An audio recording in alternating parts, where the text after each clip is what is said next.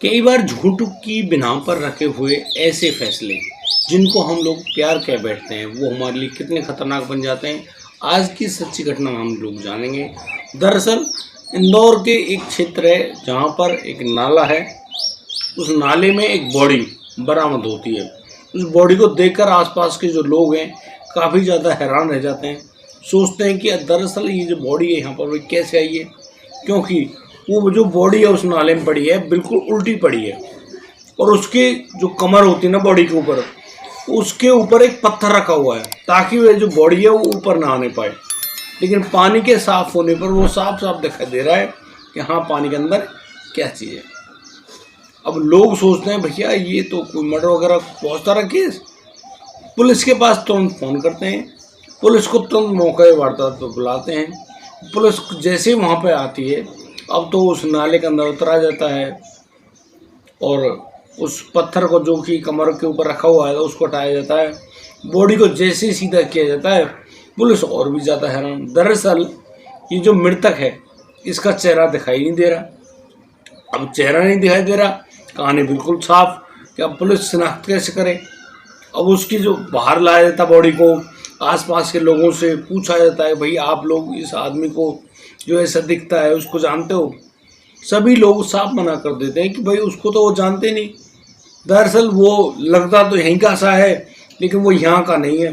अब police 1-2 kilometre तक जहाँ तक उसकी रीचेबिलिटी होती है जाती है, फोटोग्राफ ले ली जाते हैं, बॉडी को पोस्टमार्टम भेज दिया जाता है और इधर पुलिस पता करने में जुटी हुई होती है कि भाई क्या कहानी है, किसका बच्चा है, किसका लड़का, किसका भाई, किसी का पति बेटा क्या है।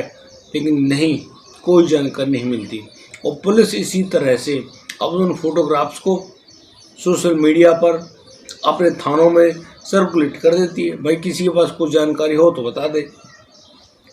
पुलिस की मतलब थानों में इसलिए पूछ रही है कि किसी की मिसिंग रिपोर्ट हो उसके बारे में भी पता चले।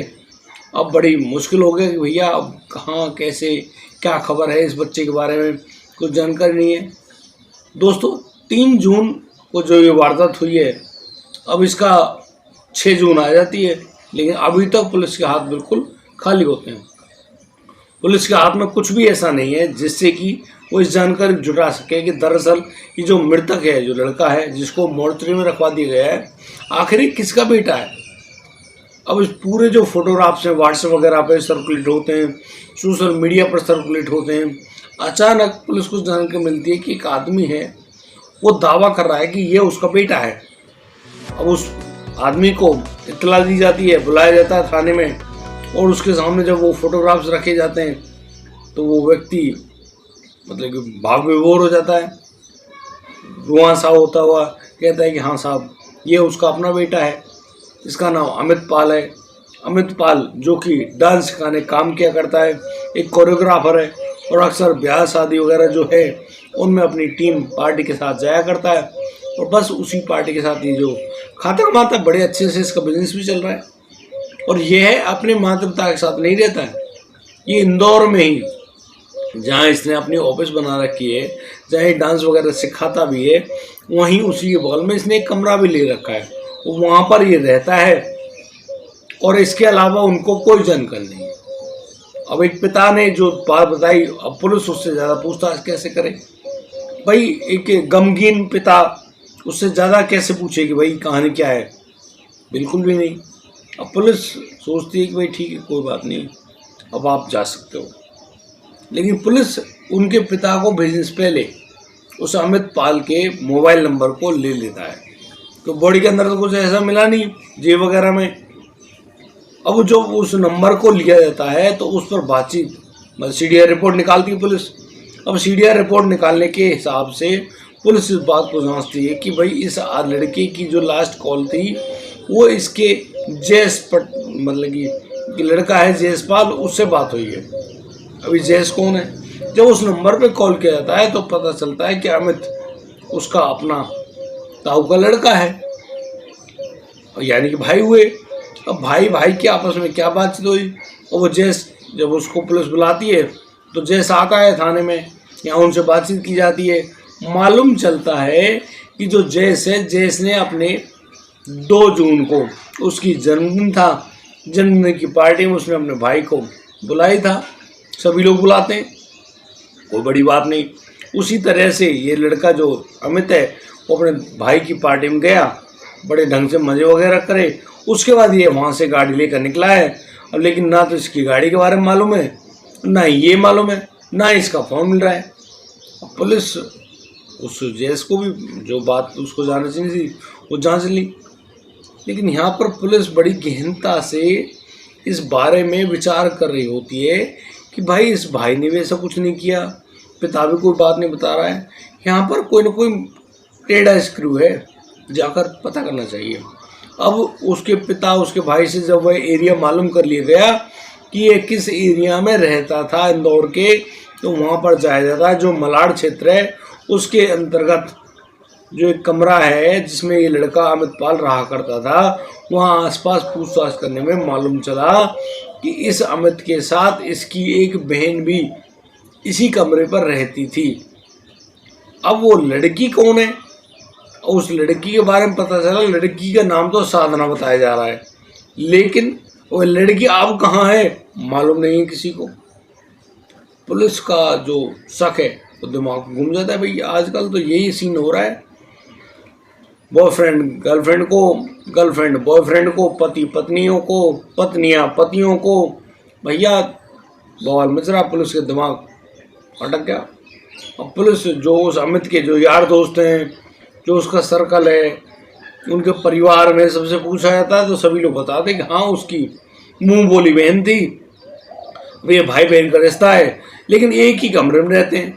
अब ये मतलब सोचने वाली बात है कि जवान लड़का है, जवान लड़की है, और ना ही कोई ऐसा पारिवारिक हो या फिर ब्लड रिलेशन हो जिसकी वजह से वो लोग रहते हों, तो ऐसा तो कुछ भी है नहीं। इसी मामले में अब पुलिस और ज़्यादा पूछताछ करती है तो मालूम चलता है कि उस लड़की को ये जयेश पाल भी जानता है। अब जयेश को फिर दोबारा थाने बुलाया जाता है और जयेश से पूछा जाता है कि वह लड़की जो साधना है उससे तेरा क्या रिलेशन है। अब यहाँ कहानी अटकेगी क्योंकि ये तो बात ही बड़ी है। वो कहता है कि ये जो अमित है और साधना एक कमरे में रहते हैं और अक्सर ये लोग मतलब कि सामान्य बात, वो ज़्यादा बात बताता नहीं। लेकिन पुलिस को लगता है कि साधना के नाम पर आने पर ये जो आदमी है इसके हाव भाव बदल गए।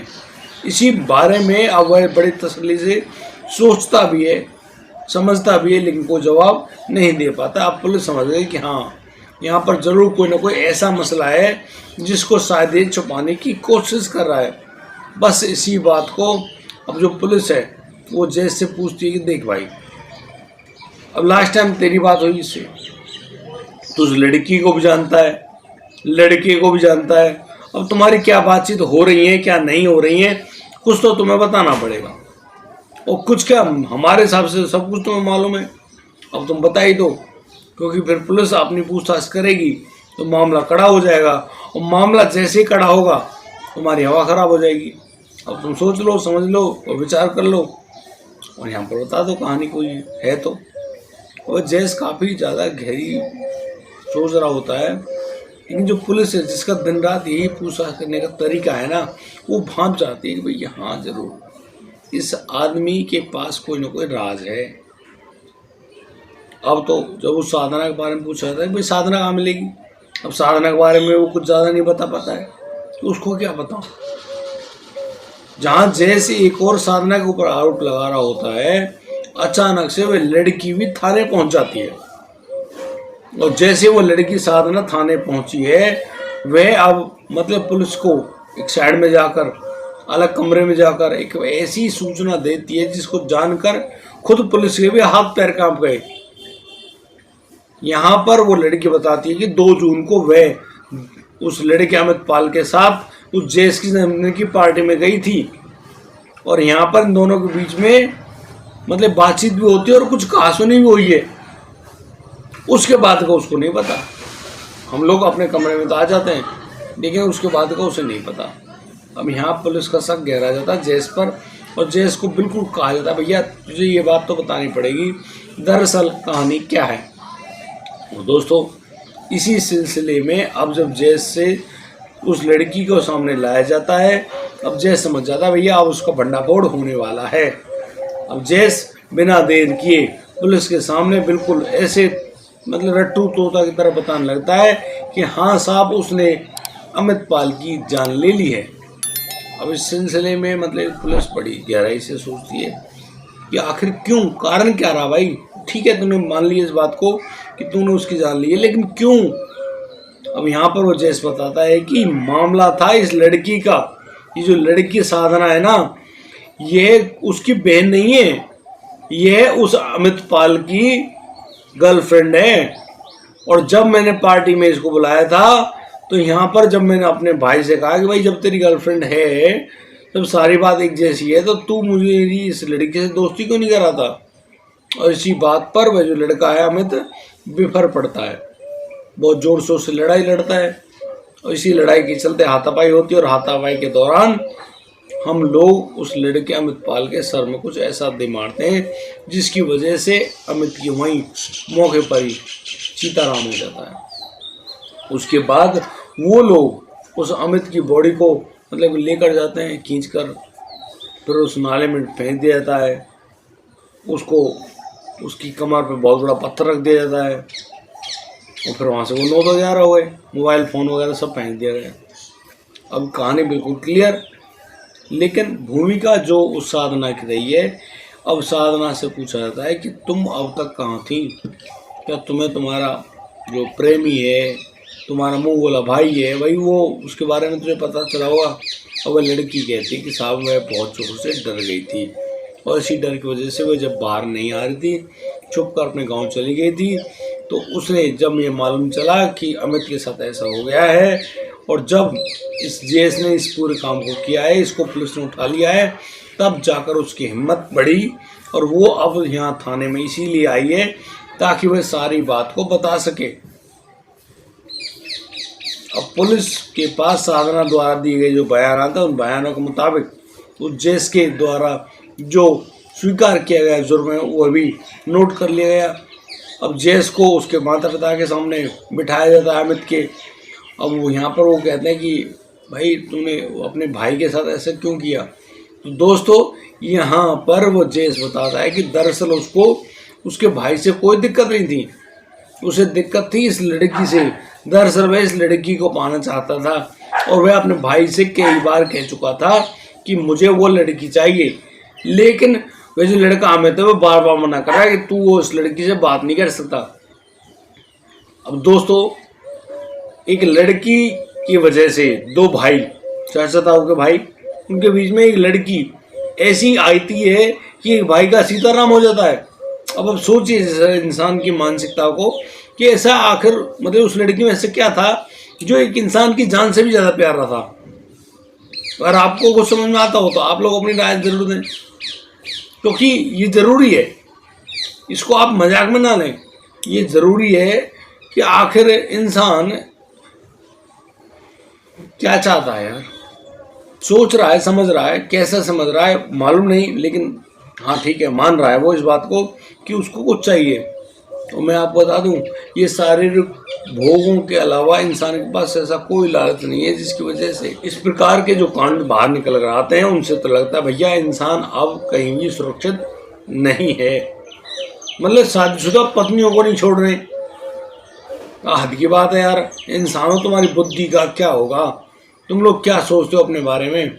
मुझे तो लगता नहीं कि सब कुछ ठीक है।